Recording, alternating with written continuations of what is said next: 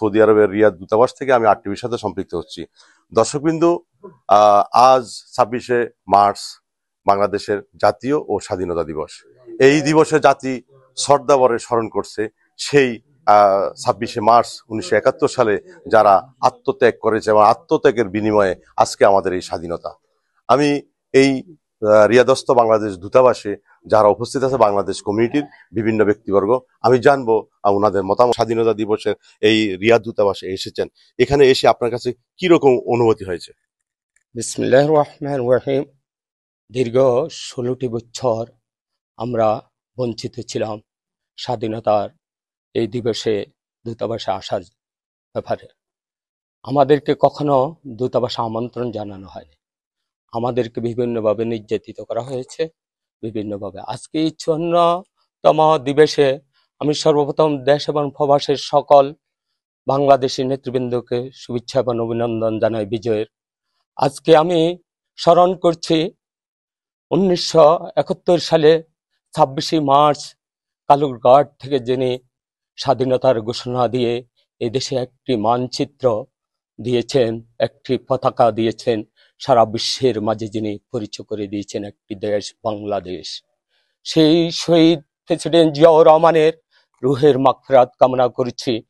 আমি রুহের মাগফিরাত কামনা করছি যারা 1971 সালে স্বাধীনতায় বিজয়ের জন্য যুদ্ধ করে নিজের জীবনকে বিসর্জন দিয়েছিলেন, তাদের রুহের মাগফিরাত কামনা করছে। আর যারা যুদ্ধে বিজয় হয়ে ক্ষতবিক্ষত হয়েছে তাদের সুস্থতা এবং দীর্ঘায়ু জীবন কামনা করছি। দূতাবাসকেও ধন্যবাদ জানাই আমাদেরকে আমন্ত্রণ জানানোর জন্য।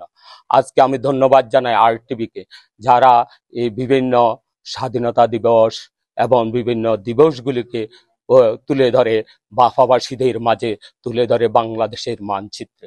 আজকে মহান স্বাধীনতা দিবস উপলক্ষে বাংলাদেশ দূতাবাস কর্তৃক আয়োজিত অনুষ্ঠানে বাংলাদেশি কমিউনিটির বিভিন্ন নেতৃবৃন্দ এখানে উপস্থিত আছে। আসলে অত্যন্ত দুঃখের সাথে আমরা বলতে চাই, আমরা যারা সুদীর্ঘদিন প্রবাসে আছি, আমরা প্রবাসে থাকলেও দেশের প্রতি মায়া মমতা ভালোবাসা আমাদের কোনোভাবে ঘাটতি নাই।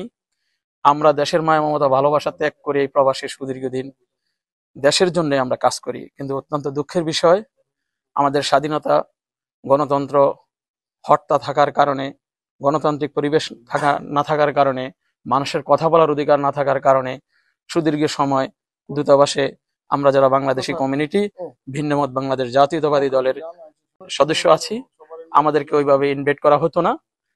আমরা আশা করি বর্তমানে অন্তর্বর্তীকালীন সরকার খুব দ্রুত সময়ের মাধ্যমে এই প্রেসিবাদ মুক্ত বাংলাদেশ হওয়ার পরে বাংলাদেশের সকল মানুষের অধিকার ফিরে দ্রুত সুস্থ সুন্দর নির্বাচনের মাধ্যমে দিনের ভোট রাতে হবে না, রাতের ভোট দিনে হবে না, উন্মুক্তভাবে সবাই ভোট দিতে পারবে, ভোটের অধিকার ফিরে আসবে, গণতন্ত্র ফিরে আসবে, স্বাধীনতার সুফল সবাই ভোগ করবে, এই আশা ব্যক্ত করি। 54তম স্বাধীনতা দিবসের আজকের দূতাবাসের সুন্দর একটি অনুষ্ঠানে বাংলাদেশের বিভিন্ন সাংবাদিক নেতৃবৃন্দ আছে।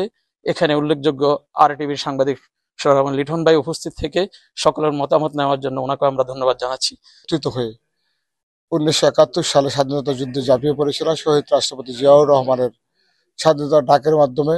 সেই দিন যদি উনি চট্টগ্রাম বেতার কেন্দ্র থেকে স্বাধীনতা ঘোষণা না করতেন তাহলে হয়তোবা এই স্বাধীনতা আজকে বাংলাদেশটা হতো না। উনার বাংলাদেশের স্বাধীনতা ঘোষণার মধ্য দিয়ে আমরা বাংলাদেশ পেয়েছি। তারপর আপনারা দেখেছেন দীর্ঘ 16 বছর দুঃশাসন, জুলুম, শেখ হাসিনার জনগণের ভোটের অধিকার থেকে আমাদেরকে বঞ্চিত করে রেখেছিল। দেশনেত্রী বেগম খালেদা জিয়া ও তার সুযোগ্য উত্তরসূরি জনাব তারেক রহমানের নির্দেশনায় বাংলাদেশ জাতীয়তাবাদী দলের গ্রাম পর্যায় থেকে শুরু করে জেলা, উপজেলা, থানায় সমস্ত নেতৃবৃন্দরা কিভাবে একত্রিত হয়ে ছাত্র জনতাকে উৎসাহিত করে একটি সফল বিজয় এনে দিয়েছেন আমাদেরকে 5ই আগস্ট। সেজন্য আমরা বেগম খালেদা জিয়া ও তারেক রহমানের কাছে কৃতজ্ঞ, যাতে আমরা আগামী দিনগুলোতে 26শে মার্চের মতো 5ই আগস্ট আমরা স্বাধীনতা দিবস মনে করি এবং মনে করতে চাই। আরটিভি প্রবাসের সবারই প্রিয়, আমরা সবাই আরটিভি দেখি, সেজন্য আরটিভিকে ধন্যবাদ। দেশ পরিচালনা করতে গিয়ে একটা গণতান্ত্রিক উপায়ে দেশ চালাতে হয়।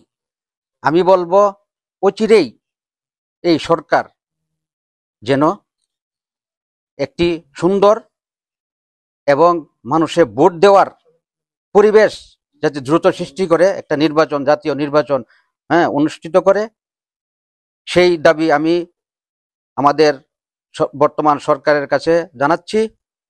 রাষ্ট্রদূতের আয়োজনে এখানে এসে আপনার কাছে কেমন লেগেছে, এবং যারা স্বাধীনতা 26শে মার্চ বিগত 1971 সালে প্রাণ দিয়েছেন, ওদের জন্য আপনার কি প্রত্যাশা?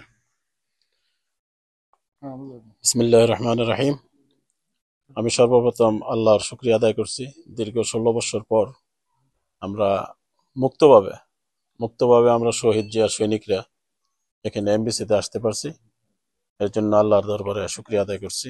আমাদের 26শে মার্চ শহীদ রাষ্ট্রপতি জিয়াউর রহমান উই রিভল্ট যে শব্দটি ব্যবহার করছেন, পৃথিবীর আর কোনো রাষ্ট্রপতি না হওয়ার আগে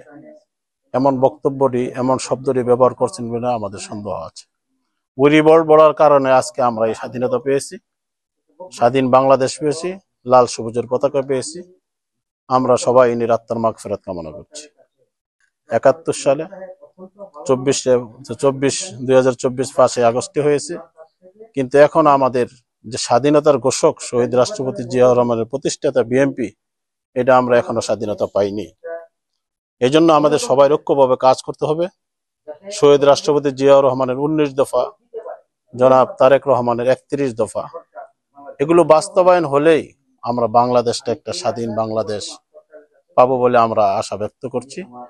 ধন্যবাদ। আগামীর সুন্দর একটা বাংলাদেশ উপহার দিতে পারে যেই সরকারি যখন ক্ষমতায় আসে। ওনাদের এই প্রবাসীদের একটাই দাবি। পাশাপাশি ওনারা আশাবাদ ব্যক্ত করেছেন যাতে জাতির শ্রেষ্ঠ সন্তান, বীর সন্তানেরা 26শে মার্চের এই দিনে যারা শহীদ হয়েছে দেশের জন্য, তাদের এই প্রকৃত ইতিহাসটা যাতে আগামী প্রজন্ম ওনারা জানতে পারে, প্রকৃত ইতিহাসটা, এটাই তাদের একমাত্র প্রত্যাশা।